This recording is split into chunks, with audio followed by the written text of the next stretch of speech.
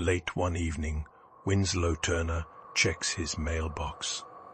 Among the usual bills and advertisements is an envelope that does not belong there. The paper is yellowed. The ink looks faded with age.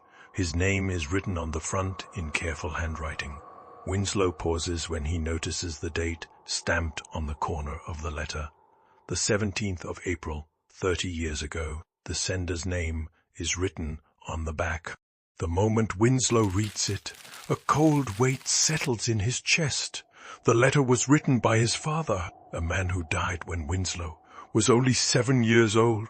Winslow Turner lives a quiet life in a small town. He works a simple job, keeps mostly to himself, and spends most of his time with his family. His wife Clara often jokes that Winslow carries an unusual silence with him. Not sadness, not anger, just a strange distance, as if part of his life exists somewhere he cannot quite remember. Winslow himself has always blamed that feeling on Hichepe. His memories from before the age of 8 are almost completely gone.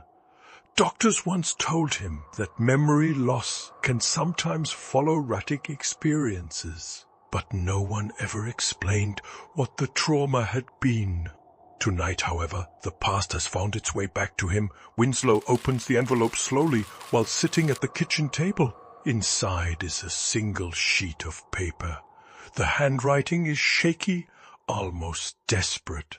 The message is short. If this letter reaches you, do not return to the Turner estate.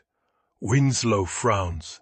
He has never heard of the Turner estate. But the letter continues, Felio, if you ever find yourself there again, it means the tragedy has started over.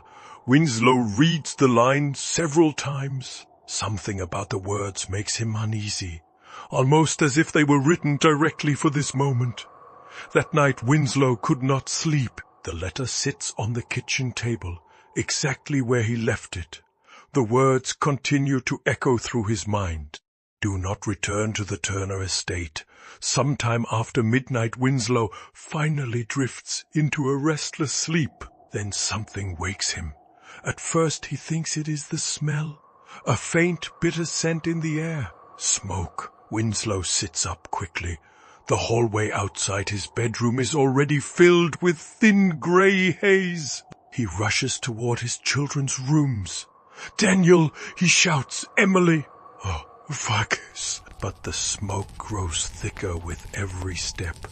A deep cracking sound echoes somewhere in the house. Flames begin to crawl along the ceiling. Winslow tries to reach the hallway again, but the fire spreads faster than he can move. The heat becomes unbearable. The walls glow orange. Somewhere in the chaos, Winslow hears something that makes him freeze. A voice, quiet, whispering his name. Not from outside the house, from inside the flames. The voice sounds strangely familiar, almost like someone he once knew. Then the ceiling collapses. The last thing Winslow remembers is falling into darkness. Winslow wakes hours later in the hospital. His lungs burn, his body aches from smoke and heat. But the real pain comes when the doctors speak. The fire consumed most of the house. Rescue teams were unable to reach the children's rooms in time. Clara did not survive either. Winslow stares at the floor while the doctor speaks. The words feel distant. Unreal. Later that night, an investigator arrives with something they recovered from the ruins. An envelope, the same one Winslow had opened earlier that evening. The investigator places it on the table beside his hospital bed. There's something strange about this, the man says quietly. Winslow looks down at the paper.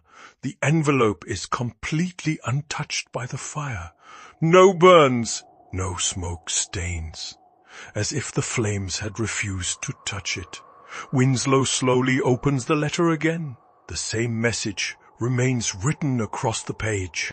But now there is something else. A second line, written in darker ink words that had not been there before. You were not meant to leave that house alive.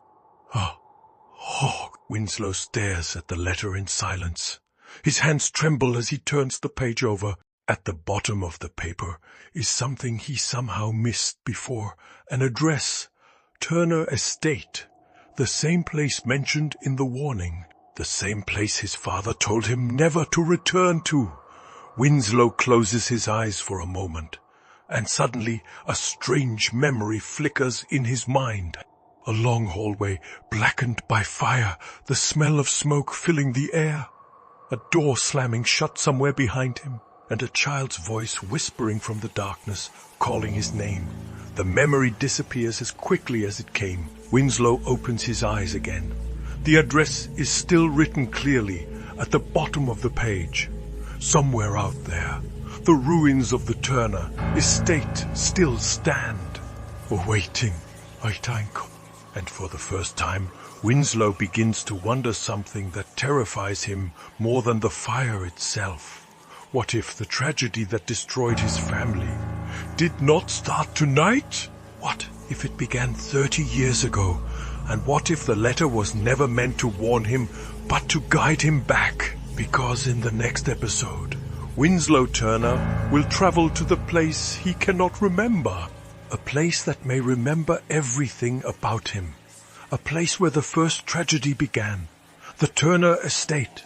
If you want to find out what Winslow discovers inside that house, make sure you like this video and subscribe to the channel so you don't miss the next chapter of the Tragedy of Winslow Turner. And before you go, tell us in the comments, if you received a letter like this, would you go to the estate? Or would you leave the past buried? Because some places are better left forgotten.